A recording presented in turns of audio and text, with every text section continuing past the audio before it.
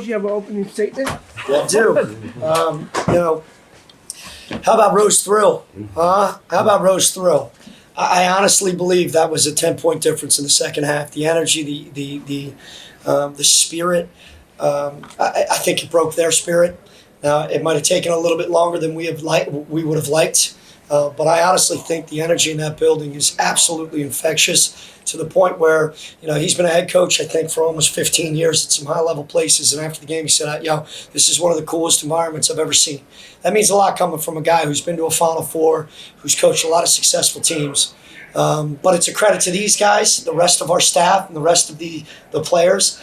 They've worked so hard, and they put us in position to be successful here and to excite the fan base. So it's a credit to these players. But also, credit to UMass. They're a couple of men down, and they're just tough and nasty. They came out swinging. They came out playing extremely hard. They took it to us in that first 20 minutes. That's not a Fordham basketball team that we'd like to see, giving up 39 points in the first half. But it is the way we finished. That second 20 is exactly how we need to start playing. Eventually, we'll get to 40 minutes. I mean, if you look at the statistics, we're still not making shots. So for us, we know we can get so much better, and we're going to need to, starting tomorrow, then the next day. And I think we play Davidson, and then we got to continue to get better on the offensive end, make better decisions. But eventually, these guys are working so hard, shots are going to fall. So, but credit to them coming in and punching us in the mouth, and these guys responding. So very, very, very happy with a lot of guys. We got contributions from pretty much everybody on that bench: Zach Riley, Elijah Gray, Ramad Dean, Abdu Sabila. I mean, Elijah. It's just, and these two obviously are our horses, and they took care of business. We'll open up the questions. Just raise your hand, please. We'll start here in a moment. Darius, you took a beating tonight. You're on the ground. One bid league? Come on, man. You're killing me. Yeah. One bid league? You actually said 0 bid league. It's an automatic bid league. Yeah. All right, so it's not a 0 bid league. I'm just saying, Sam, come on, man. You're killing us around here. No, I'm just kidding. Darius, you took a beating tonight. You were on the ground a lot against a team with a lot of physicality and length. How does that affect your game? It doesn't really affect me. I'm obviously gonna fall. I feel like I gotta stay off the ground a little bit, but no, just get back up. That's our that's our kind of MO. I mean, attitude. Get right back up. Don't stay on the ground too long. So it's all right. I'm fine. Down here, Sam. Coach, Elijah Gray had some pretty big stretches tonight. I mean, he had that one putback, and then he followed up on the other end with a steal. I mean, can you talk about his contributions in the last couple of games? The number one thing, honestly, is right here. These two guys, especially Darius Quisenberry, has taken it upon himself to mentor this kid. And it's been, I'm telling you, I've talked about this the last 24 hours in a couple of interviews I've done. The biggest impact that Darius Quisenberry is going to have on this program is his influence on Elijah Gray. Because Elijah Gray has the potential and talent to be really special, but his emotions can get the best of him sometimes, kind of like a younger Darius Quisenberry. So in the last 3 weeks, he's been living with him on the road, spending a ton of time, and you've seen the difference. I firmly believe that. Also, he's pretty talented, and he puts in a lot of work. But his emotions, he's keeping them in check. I don't want to hold him back, because that's what makes him great, similar to this nut job. But he's really focused on trying to do all of the right things both on and off the court. And it's a testament to having leaders and examples in front of him, which some of these guys didn't have. And that's what we're all about. Men for others here at this institution. These guys live it, and that's why you see some of these younger guys stepping up.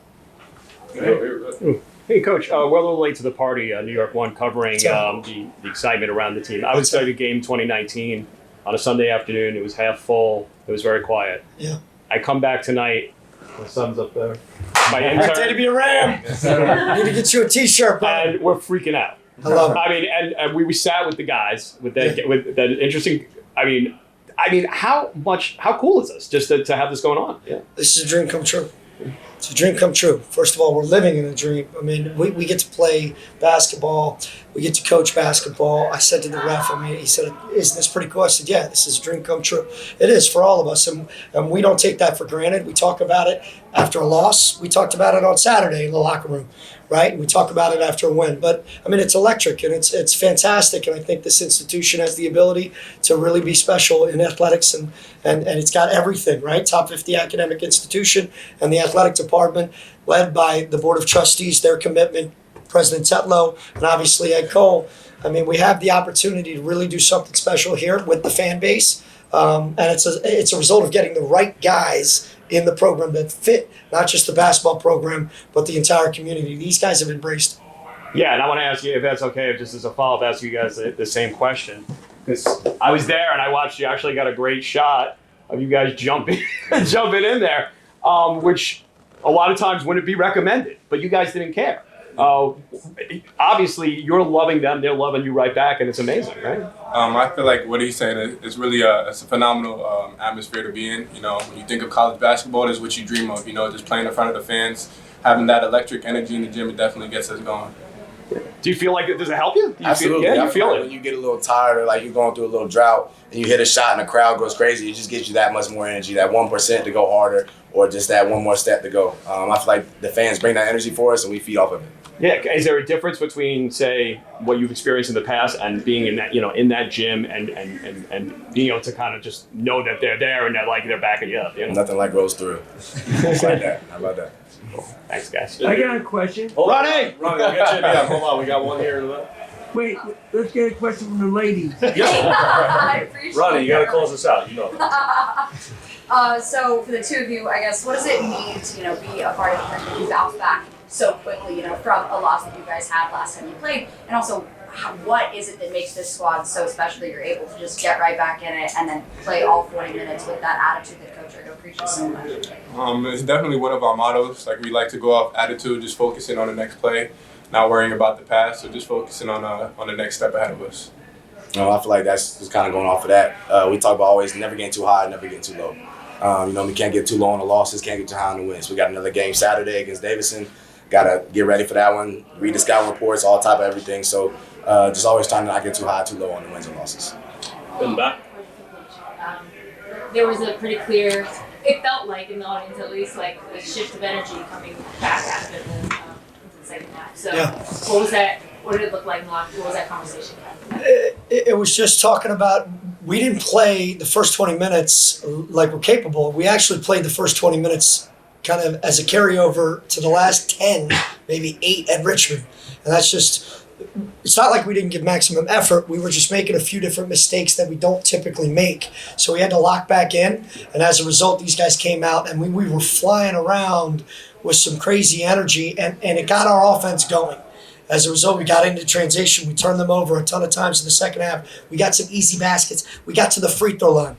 And we talk about 40 minutes. Wearing them down, using our depth over the course of 40 minutes, knowing that they're down a few guys. We knew if we continued the process of just the next play, eventually they would start to get tired, which they did, which eventually led to us getting a lot of free throws, and we made them tonight, which was huge for us because they were starting to struggle. We were beating them off the dribble. They were able to score some points late in the last 6 minutes, which they got their zone set up, slowed the game down. But in that first 15 minutes, they weren't scoring, and they weren't able to set up their zone, which allowed us to get out and transition and eventually get to the free throw line. Take a couple more, start time. Speaking of wearing guys down, this was the third home game in a row where you held an opponent's kind of leading scorer to a tougher second half, specifically tonight with Matt Cross. Was there anything defensively that you guys ran specifically to wear him down, or was it more just focusing on his fatigue? It wasn't anything specific. I feel like we go into the game with the same game plan, just bringing the energy, being aggressive from the start, trying to pick up 94 feet and wear them out. Just sticking to that. So here. DQ, you were getting MVP chants when you were there at the free throw line at the end of the game. I guess, how did that feel?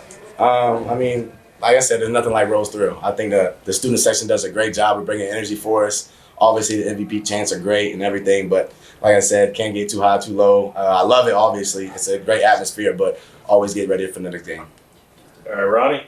Okay, 2 issues. Number 1, Issues. 2 things. The zero bid league? Ask you, Mr. Quisenberry. I'm You just listening. passed the 2,000 point mark. You're the first player Big time. ever here in Thank you. program history. No one else. I check it, the record. Thank you. I appreciate that. It happened at Richmond. Number 2, how you feel, my question is, do you care about your career points or the team? Oh, that's an easy question. I care about winning. I was mad, honestly, at Richmond. Everybody saw my face. I didn't care about 2,000 points, honestly. Obviously, it's a great milestone in my career, great accomplishment, but I just love winning. All the accomplishments, whatever, personal accolades, they all come with winning. If you lose, you're not going to get nothing. So if we just keep this thing going, win the rest of the season, we just said in the locker room, no more L's the rest of the season. That's our goal. We never know if we're going to come short or not, but if we set that goal, we're most likely to reach it. So obviously, definitely win. Mr. Moore, Coach, you thing. responded I have 8 one question seconds for him. before the game. What did you get there? I just, you know what? I get a little soda. I don't even drink it. It's now become like I take like 2 sips, but now it's like a habit and it's working. So I want to do it every time. You know, and they have no idea who. It's funny, like, and I don't want it, but like they have no idea who I am. They know who they are. So I just walk up, get a Diet Coke. I pay for it like anybody else. That's it, and I roll. And then it's like I don't like watching warm ups. But now I just get a sneak peek just to see the energy as I'm walking home. He tries to hide. All right, thanks a lot, Coach. Thank you. Appreciate you guys. Coach,